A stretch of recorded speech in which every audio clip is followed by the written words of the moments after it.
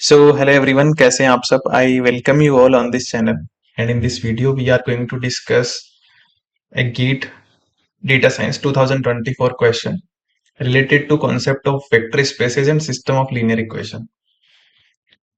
And I guarantee you, if you're good at vector spaces, you can solve such question without touching your pen and paper. Literally, you can solve such questions max to max within a minute, such MSQ questions that may be difficult for someone. Okay, so before solving this question, let me discuss few fundamentals related to vector spaces and system of linear equations.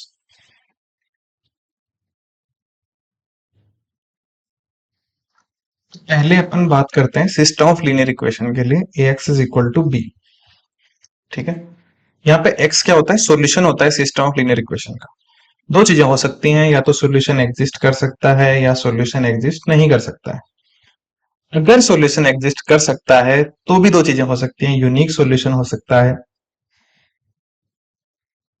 या infinity solution हो सकता है। ठीक है, अच्छा इसमें एक चीज तुम्हें ध्यान रखनी है। देखो, जब ax is equal to b system को सोल्व करते हो, मान लो फॉर एग्जांपल एक मैट्रिक्स है, x हो गया तुम्हारा x1 x2 x3 is equal to b1 b2 and b3। तो इस ये जो मैट्रिक्स है ना, इसको तुम कन्वर्ट करते हो एलिमिनेशन के थ्रू अपर ट्रायंगुलर मैट्रिक्स में, और यहाँ पे जीरो बनाते हैं अपन। और सेम ऑपरेशन अगर मान लो इसको जीरो बनाने के लिए अपन ने R2 माइनस टू R1 किया है, तो सेम ऑपरेशन अपन बी के अंदर भी करता है। फॉर एग्जाम्पल अगर अपन ने R2 माइनस टू R1 किया है ये जीरो बनाने के लिए, तो यहां अपन करेंगे B2 माइनस टू B1। ये जीरो बनाने के लिए मान लो अपन ने B3 माइनस थ्री B1, या मैं कह सकता हूं R3 माइनस थ्री R1 किया है, तो अपन वो लिखेंगे।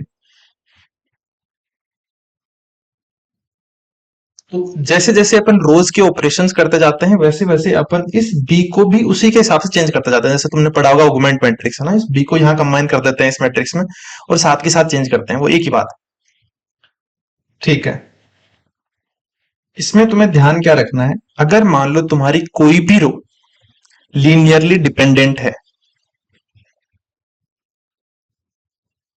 If any row is linearly dependent, अगर ऐसा है, अगर मान लो फॉर एग्जांपल तुम्हारी जो लास्ट रो है, इन दो ऊपर की जो दो रो है उनका लीनियर कॉम्बिनेशन है, उन पे लीनियरली डिपेंडेंट है, तो जब तुम ये एलिमिनेशन करोगे ना, तो यहां कंप्लीट जीरो बन जाएगा, कंप्लीट जीरो। क्यों बनेगा कंप्लीट जीरो? क्योंकि ये इन्हीं का कॉम्बिनेशन है, तो इनके ऑपरेशन करोगे तो यहां तो जीरो आना ही है, कंप्लीट जीरो आ जाएगा। और अगर ऐसा होगा तो अगर तुम सॉल्यूशन इसका निकालोगे x1 x2 x3, तो ये देखो यहां होना चाहिए जीरो, देखो इसको मल्टीप्लाई कर लो, यहां पे जीरो होना चाहिए। तो अब तुम्हारे बी पे रेस्ट्रिक्शन आ गया कि तुम इनिशियली इस तरह का बी चूज करो जिसमें थ्री बी वन के इक्वल हो, क्योंकि तभी जीरो बनेगा यहाँ पे। अगर ऐसा केस है, अगर तुम्हारी कोई रो लीनियरली डिपेंडेंट है, तब तुम्हारी रो जो है वो लीनियरली डिपेंडेंट है, तब तुम्हारा सॉल्यूशन एग्जिस्ट कर सकता है किसी बी के लिए जो इस कंडीशन को सेटिस्फाई करे।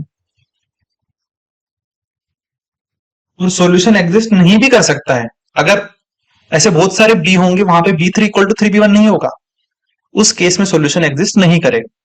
सॉल्यूशन एग्जिस्ट करेगा for some b, solution exist नहीं करेगा फॉर सम बी। ठीक है, अच्छा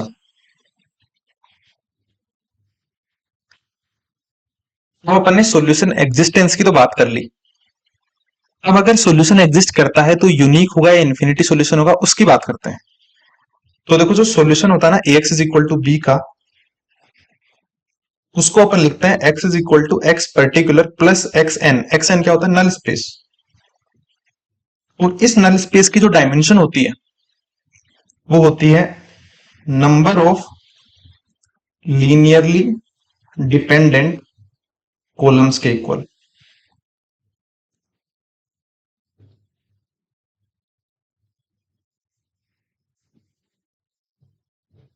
इसका मतलब क्या हुआ, अगर तुम्हारी मैट्रिक्स है ए, अगर उसमें लीनियरली डिपेंडेंट कॉलम है,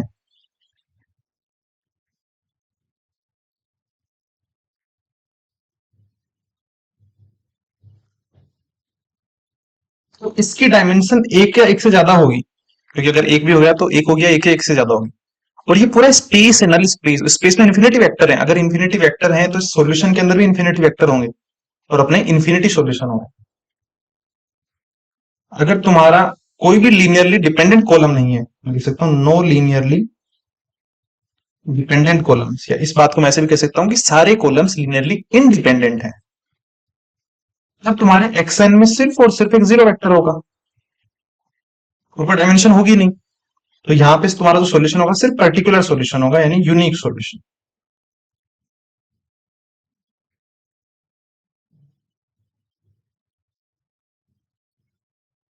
एक चीज हमेशा ध्यान रखनी है, जब भी सॉल्यूशन एग्जिस्टेंस की बात आएगी हमेशा रोज को देखना है। सॉल्यूशन एग्जिस्टेंस हमेशा रोज को देखना है, और रोज लीनियरली इंडिपेंडेंट है या डिपेंडेंट है, उस हिसाब से तुम बी को चेक करोगे। लेकिन तुम्हें टाइप ऑफ सॉल्यूशन देखना है, तब तुम्हें सिर्फ और सिर्फ मैट्रिक्स के कॉलम्स देखने हैं। बी पे कोई डिपेंडेंसी नहीं है। अगर तुम्हारा कोई कॉलम लीनियरली डिपेंडेंट है तो इन्फिनिटी सॉल्यूशन होंगे, चाहे तुम बी कुछ भी ले आओ। अगर तुम्हारा कोई लीनियरली डिपेंडेंट कॉलम नहीं है तो तुम्हारे यूनिक सॉल्यूशन होंगे, और ये दोनों चीजें एक साथ नहीं हो सकती। या तो मैट्रिक्स ऐसी होगी उसके कॉलम्स लीनियरली इंडिपेंडेंट ही हो सकते हैं, डिपेंडेंट ही हो सकते हैं, दोनों में से एक ही चीज होगी। तो ये दोनों चीजें कभी भी, अगर तुम बी चेंज भी कर दोगे तो दोनों चीजें हो नहीं सकती किसी फिक्स मैट्रिक्स के लिए। ठीक है, यहां पे तुम्हें एक चीज और ध्यान रखनी है कि नंबर ऑफ लीनियरली इंडिपेंडेंट, ये मैं एक्सप्लेन नहीं कर रहा हूं क्योंकि ये वेक्टर स्पेस से रिलेटेड है, कॉलम्स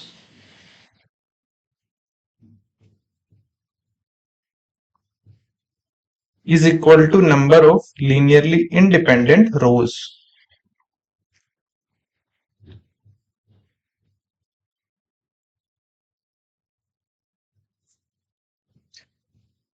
अब अपन क्वेश्चन को पढ़ते हैं और क्वेश्चन को सॉल्व।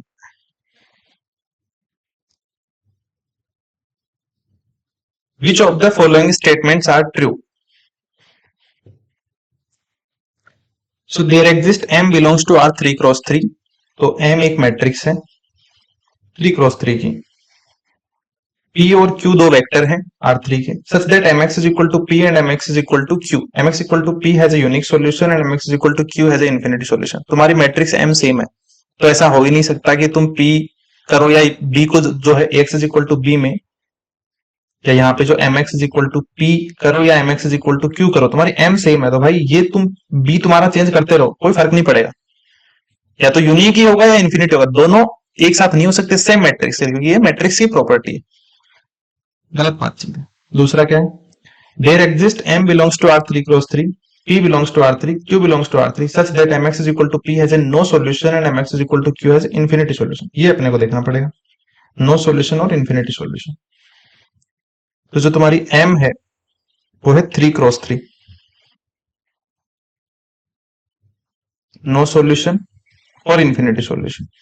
ठीक, अच्छा ठीक है, पहले इन्फिनिटी सॉल्यूशन की बात करते हैं। अगर इन्फिनिटी सॉल्यूशन है तो अपने को पता है कि कोई ना कोई कॉलम तो अपना लीनियरली डिपेंडेंट है, सही बात है। At least one column is linearly dependent. यहाँ पे कॉलम्स तीन है, रोज भी तीन है, इसका मतलब अपने को पता है कि number of linearly independent rows is equal to number of linearly independent columns. अगर एक कॉलम तुम्हारा, एटलीस्ट एक कॉलम लीनियरली डिपेंडेंट है तो एटलीस्ट एक रो तुम्हारी लीनियरली डिपेंडेंट होगी। और अगर ऐसा होगा, अगर तुम्हारी रो लीनियरली डिपेंडेंट हो गई तो यहाँ पे जब तुम एलिमिनेशन करोगे जीरो बनेगा। जीरो बनेगा तो तब तुम्हें ऐसा बी चाहिए होगा जो यहाँ पे जीरो कर पाए, इस कंडीशन को सेटिस्फाई कर पाए, और इस केस के अंदर किसी बी के लिए सॉल्यूशन एग्जिस्ट करेगा, किसी बी के लिए सॉल्यूशन एग्जिस्ट नहीं करेगा।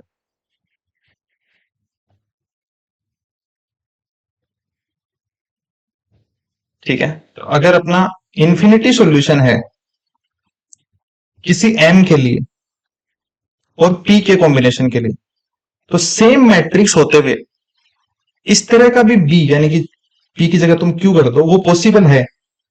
वहां पे सॉल्यूशन एग्जिस्ट भी कर सकता है और सॉल्यूशन एग्जिस्ट नहीं भी कर सकता है ना, तो दोनों चीजें हो सकती है, इन्फिनिटी सॉल्यूशन भी और नो सॉल्यूशन भी। अगर तुम तुम्हारा b चेंज कर दो, ये तो करेक्ट है। ये देखो, there exist m belongs to R2 cross 3, p belongs to R2 and q belongs to R2 such that mx is equal to p has a unique solution and infinity solution। पहली बात तो unique solution और infinity solution एक साथ हो ही नहीं सकते अगर तुम्हारा मैट्रिक्स सेम है। दूसरी बात, ये एक वाइड मैट्रिक्स है, देखो 2 क्रॉस 3 मतलब वाइड मैट्रिक्स। वाइड मैट्रिक्स में हमेशा कम से कम एक कॉलम तो तुम्हारा लीनियरली डिपेंडेंट होगा ही होगा। वहां अगर सॉल्यूशन एग्जिस्ट करेगा वाइड मैट्रिक्स में, तो कभी भी वो यूनिक नहीं हो सकता, इन्फिनिटी हो सकता है। सिर्फ और सिर्फ अगर सॉल्यूशन एग्जिस्ट करेगा तो इन्फिनिटी हो सकता है, यूनिक तो कभी हो ही नहीं सकता वाइड मैट्रिक्स। डी देखते हैं, there exist m belongs to R 3 cross 2, whole matrix है। p belongs to R3, q belongs to R3 such that mx is equal to p has a unique solution and no solution। अच्छा ठीक है, अगर अपना b अपन change कर दें, p से q कर दें, तो क्या अपना यूनिक सॉल्यूशन और नो सॉल्यूशन आ सकते हैं क्या, वो अपने को देखें। ये टोल मैट्रिक्स है ना 3 क्रॉस 2। ओके, तो 3 क्रॉस 2 की अपनी मैट्रिक्स है, यूनिक सॉल्यूशन और नो सॉल्यूशन। ये किसी p के लिए, ये किसी q के लिए, m तुम्हारा सेम रहेगा। ठीक है, देखो अगर यूनिक सॉल्यूशन है तो अपन सॉल्यूशन लिखते हैं x is equal to x p plus x n. अपने पास कोई भी लीनियरली डिपेंडेंट कॉलम नहीं होगा, इसका मतलब सारे के सारे कॉलम्स लीनियरली इंडिपेंडेंट होंगे। और कितने कॉलम है अपने पास, दो लीनियरली इंडिपेंडेंट कॉलम होंगे। और अपने को पता है number of linearly independent rows is equal to number of linearly independent columns. दो लीनियरली इंडिपेंडेंट कॉलम्स मतलब दो ही लीनियरली इंडिपेंडेंट रोज। इसका मतलब तुम्हारी एक रो क्या हो गई, 3 रो है टोटल, दो लीनियरली इंडिपेंडेंट तो एक क्या हो गई linearly dependent. One row is linearly dependent. अगर वो लीनियरली डिपेंडेंट हो गई तो यहां 0 बनाएगी, और उसे फिर ऐसा बी चाहिए होगा जो इस ट्रांसफॉर्मेशन के लिए जो बी का कॉम्बिनेशन यहां आया होगा उसको 0 कर पाए, उस कंडीशन को सेटिस्फाई कर पाए। कुछ बी ऐसा कर पाएंगे, और जो कर पाएंगे उनके लिए सॉल्यूशन एग्जिस्ट करेगा। बहुत सारे बी ऐसा नहीं कर पाएंगे, उनके लिए सॉल्यूशन एग्जिस्ट नहीं करेगा।